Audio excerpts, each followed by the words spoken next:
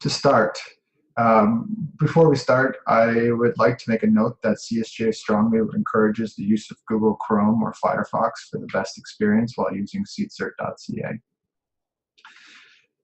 To access SeedCert, open the webpage www.seedcert.ca. Each ASCIS has its own login information to access the site. If you do not have this information at this time, you are asked to use the direct conversation box located in the bottom right-hand side of the website. And a member from our support team will be able to log your request and eventually get you the information that you need to get into the site. SeedCert has two connection methods, one for the inspection service, which should be only used by the lead and alternate inspector, and a second connection for inspectors. So each inspector that is submitting crop inspection reports will have their own personalized login to SeedCert. So what we're going to do now is we're going to put in our username and our password, and we're going to go ahead and log into SeedCert. The first page that you see is the SeedCert dashboard, which shows an overview of the progress of your inspections for all of your fields. On the y-axis, you will see the number of inspections, and on the x-axis, you will see the crop species. When you move over a crop species, you'll be able to see the number of completed and pending fields to be inspected. This is a good tool to use to make sure that you are not missing an inspection at the end of the year, or to ensure that all of your inspections for a particular crop kind are done. The next tab that we are going to visit is the Applications tab. There is a lot of information available to you through the Applications tab. If you go across, you will see various headers, some of which you will use and some of which you may not use. We encourage you to manipulate the information that best suits your needs. For example, you can move around the columns and it will stick.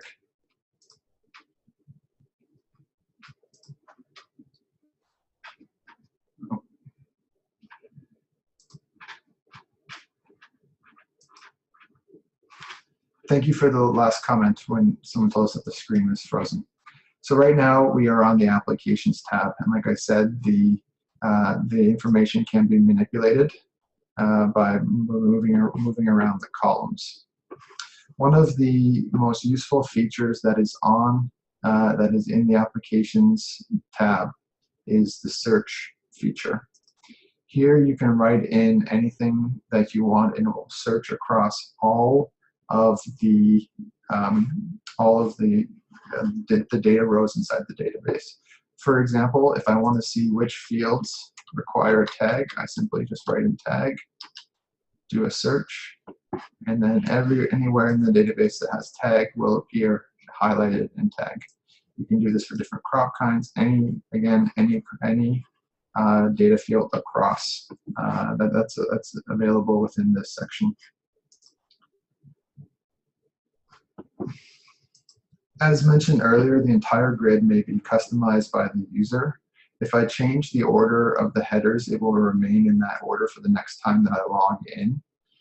Customization is related to browser cookies, so if you delete your cookies, your personalization will disappear. This also means that if you're switching computers, it will not transfer between computers. It's whenever you log in with the same computer and you are not modifying it, you'll be able to access your particular format. New for 2017, users can customize the columns further by using the columns chooser. You can select which columns appear by right-clicking on a column header and picking column chooser. This allows you to dial in the columns to best fit your needs. We also allow you to do a quick and easy version of that through the simple and detailed views at the top. One other feature that we like to show you through the applications is the 360-degree view of a field. The 360-degree view of the field is accessible by clicking on the arrow on each row. By doing so, it will give you access to all the documents associated with this field, including reports, tags, maps, and other supporting documents. This feature has been added to give you a one-stop shop to access all the information related to a field instead of flipping through various tabs on the site. The grid can also act like Excel. For example, if I want to filter just based on barley, I can click here on the item, and it will show me, just like Excel, all the items. So I click here for barley, and then all the rows are filtered to barley. You'll notice here at the bottom left-hand side, a filter has been added. This filter will, again, like the column headers, be adjusted for the next time that you come in. So please just make sure that you are clearing it so you're able to see all of the information. One feature that we've added to both the applications and the reports tab is this pending button. By clicking this button, it will filter all of the forms on that particular page by application status and only show you the ones that are in process that require review. So this is really handy if you are accepting or rejecting applications. You can just come in here, apply the pending filter, and it will just show you the ones that are requiring your action. If you want to export the information within the grid to Excel, you can do so by clicking the Export to Excel button. This will open it up inside of an Excel sheet. Please ensure that if you have cookies enabled, if you have pop-ups blocked, please ensure that you address that, because it may block it. You'll notice if a pop-up blocker is in place, because a little item will appear right here where I'm circling my mouse. Next, what we're going to do is we're going to move over to the Inspectors tab. And so here you're able to see everything for a particular inspector. So had I have a scope, it would be visible here, but you're able to see the email address, my LSCI number, and the cell phone number. You're also able to see the past crop kinds that I inspected with the first year and the last year. And you're also able to see my upcoming inspections here, and also my work status to date. Next, we're going to go to the Growers tab. This tab gives you access to the contact information for the producers that have chosen you to inspect their fields. This information essentially provides you everything, and it has the same features as the Applications tab, where you can use the search feature if you want to search particular fields like city or province or postal code. Next, we're going to cover the Varieties tab. The Varieties tab is where you go to retrieve a variety description. The portion of the site is divided into two categories: varieties registered by the Canadian Food Inspection Agency, and all other varieties subject to a Form 300 registration. Also, any varieties that are subject to CFI registration but have not gone through the process yet would also be available here. So you use the tool to essentially pick, go through it, pick the kind that you want and the variety, and hit download PDF, and this will generate an image of the variety description for you to access. The other varieties tab works in a similar manner. A question that we often receive is, what do we do if a variety description is not available? Each week, CSGA has a tool that watches the database for varieties that have not been added, variety descriptions that have not been added to the system, and it sends out an automated email to the assignee and variety developer asking for the description. When the description is submitted to CSGA, the description is automatically uploaded and is accessible following a CSG review. So if a variety description is not available today, please check the site regularly, and we're doing our best to try to chase down all of those for our descriptions for you. New in 2017, we added 2 new features to the Varieties tab.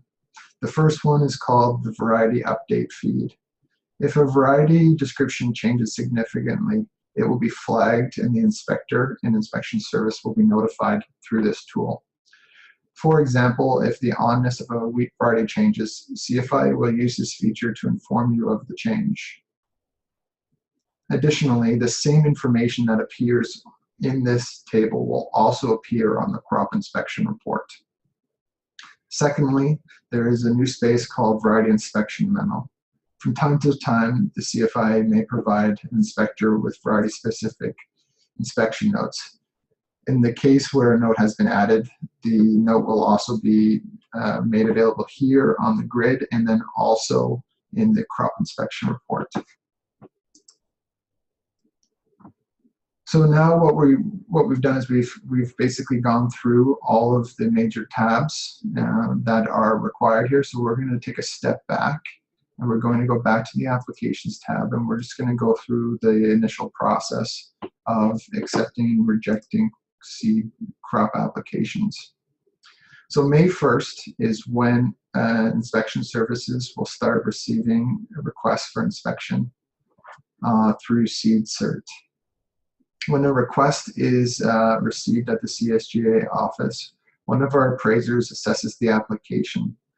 When they're doing this, they're looking for 2 things: that the application is complete, and that an ASCIS has been chosen, there's a variety indicated, and a seed source was identified. If there is any information missing, the appraisers will follow a process and indicate missing information with the use of a message code. So let's just go over here and show you where the message codes are here. So you'll see here all of these fields that I have in here have been flagged as requiring a tag. This one here in particular requires a sample and a form 50 to be submitted. If you're ever looking for further explanations of what these message codes mean, there is a guide within the Forms tab of up here, the Forms tab of SeedCert. So once the assessment by CSGA is complete, the application is sent to the inspection service identified on the application. The inspection service then has to either accept or reject the request. So in order to do that, what you do here is you click the row. You can click multi-rows if you want, but you select the row by indicating with the checkbox here. Then you would hit Edit. And let's just go to a different one that I haven't already accepted. So here, I'm going to go to this one. And you'll see here it says, in process inspection service review. I have the ability to either accept or reject this application. Once I do so, the action cannot be undone without talking to CSGA directly. So what I'm going to do here is I'm going to go ahead and I'm going to update this. And so you'll see here that the application then changes to accepted by ASCIS. If you reject the application, you will receive an email from CSGA requesting the reason for the refusal. In the form, it outlines the reasons why you can reject an application. We're going to ask for you to provide that back to us. And at the same time, we're going to be entering into communications with the grower that's impacted, trying to find an inspection service. Once you've received and accepted the application, you will then need to plan for the inspection. Just like the accepting or rejecting of the application, you do so through the Edit tab. So you'll notice on this tab, you also have the ability to do the planned inspection date, inspector, and actual inspection date. So we do not recommend that you do all 3 at the time of acceptance.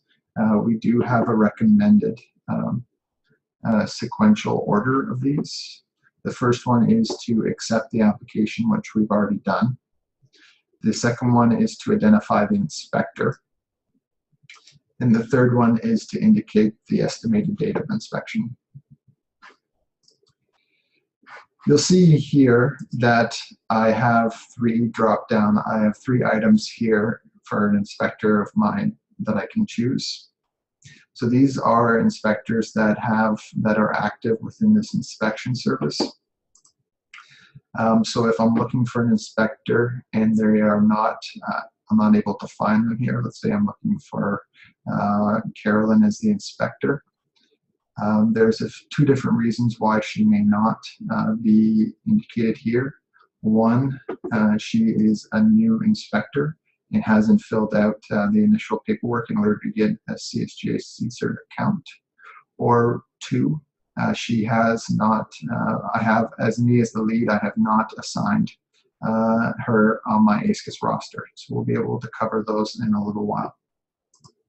So again, if you're not seeing them, you can address them through the ASCIS tab, which we'll cover in a little bit. Okay, so the next thing that we're going to do, so we've assigned Doug Miller to this field. And the next thing we're going to do is do the planned inspection date. And so here you're able to do planned inspection dates. This is something that the CFI requires that you try to do a minimum of 2 days prior to inspection. So all you do is just click the date. So I'm going to go ahead and do this on Sunday. And in order for my changes to be saved here, I'm just going to hit update. And so this updates the information. So if you don't hit update and just cancel out, the information that you supplied will not be transferred over. In the same time, you've also seen the ability to change the actual date of inspection. So this is just like the planned inspection date, where you can pick the date that it was actually completed. So this allows you to do today, and then update. You'll notice that the past was grayed out, so you have to do this on the same day. There is the ability to do this on a mobile form as well.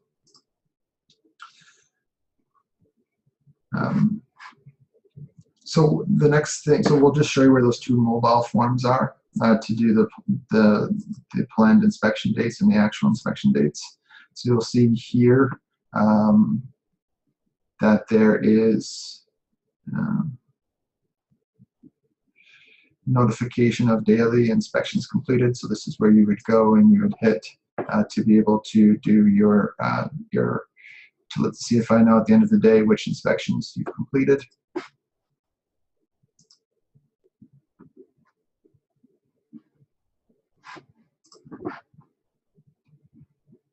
Okay, and we're going to go back to the applications tab. Another requirement is that that you can also access here is the new crop kind notifications. So if you're a new inspector or an inspector who's looking to increase their crop repertoire, you would use this form in order to flag to the CFI that you're going to be going out into a new field for the first time, a new crop kind for the first time. So when you fill this in, the information is provided to the ASCIS lead. So I'd recommend that you go through these various tools. We've covered them in previous in the previous webinar. So if you want more information on those, please do so. But what we're going to do now is we're going to go to the seed crop inspection report. And I'm just going to share the new screen.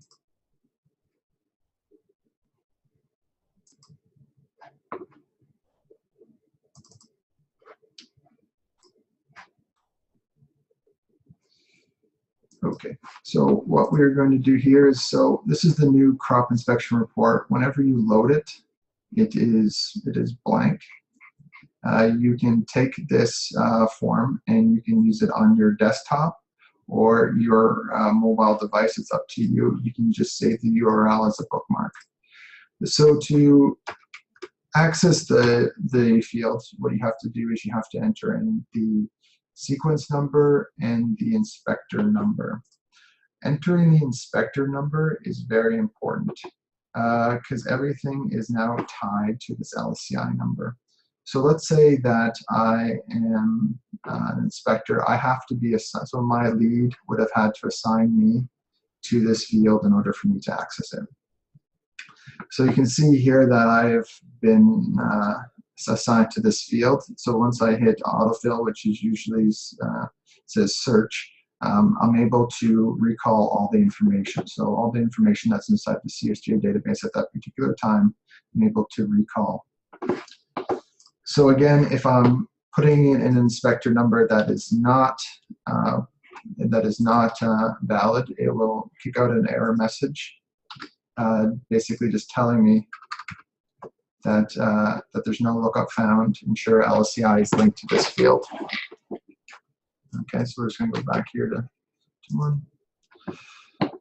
So new for 2017, what we've really tried to do is put all of to minimize the number of forms you need to do for the seed crop inspection report. So you'll notice here in the drop down that we have the different inspection types as being seed crop inspection report, re-inspection, report modification, internal inspection, and land use. So last year you would have had to go to a separate form to be able to do your report modification. We are now letting you do it directly into the form. So we'll just go through the form and just look at the different sections for now. So the form itself is essentially the same with some minor differences. So over the last number of years, we've really heard from the end users that the space that's required in the isolation was insufficient. So what we've done for this form and on the corresponding submission that's done by the output of this form is that we've almost tripled the amount of space that you have to write your isolations, therefore giving you guys more space to properly and accurately explain what you guys are seeing. And then as you kind of go down the form, everything is essentially the same, except again, you'll notice here that in the past this was objectionable weeds to be reported. You'll see here that the word objectionable weeds has been removed. There has been some changes to the SWIs, and as a result, only the weed reporting has changed. So please review your SWI for that. So if you still want to report some weeds for a value-added service to the grower, you can do so with the general reports comments. But this one is basically to satisfy the new SWI requirement for weeds to be reported by frequency. So the form is pretty much the same, but what I wanted to show you on here was the ability to do report modifications. So here I'm able to, so you can see here that the form is blank. And so here I'm able to see all the past inspection reports that I've done for this particular field, which is obviously a lot because this is the test field. For your other fields, it'll be 1 or 2. And so as I kind of do that, you'll see that information is populated. And so because that one's a fringe one. So now, as I kind of go through, you'll see here that the information that was put through on the previous report is all there. What we've also added for this year is the ability to save a report as a draft. So simply click here at Save as Draft, and we'll prompt up a window where you are asked to see your email address and a temporary password. This will then send a draft to your inbox, to your email address, from where you'll be able to re-access the report at a later date. So on the flip side of this, so once you submit this report, it then goes into the Reports tab. And just like the inspection services, the acceptance of applications, the lead inspectors here will also have the ability to edit or reject an inspection. So here you'll see here I'm going to accept this report. You'll note here that we've added, there's a new required field that's indicated by the star here. The new for 2017, whenever you're approving reports, you have to identify the lead or the alternate lead inspector who is actually doing that. So here I'm going to pick Stevie Wonder. And if I wanted to submit notes back to the inspector, I can do that here and click Update to save. If I'm rejecting a crop inspection report, I can also include notes in this. This will be like maybe the reason for the rejection. And once I hit update this, an email will be sent to the inspector who completed the inspection report, telling him that the field has, him or her, that the field has been rejected and that they have to submit a new one. And if you've given them a reason why, that helps facilitate the communication, so you don't, there's not having to be in a back and forth on there. So I'll just go ahead and I'll accept this report.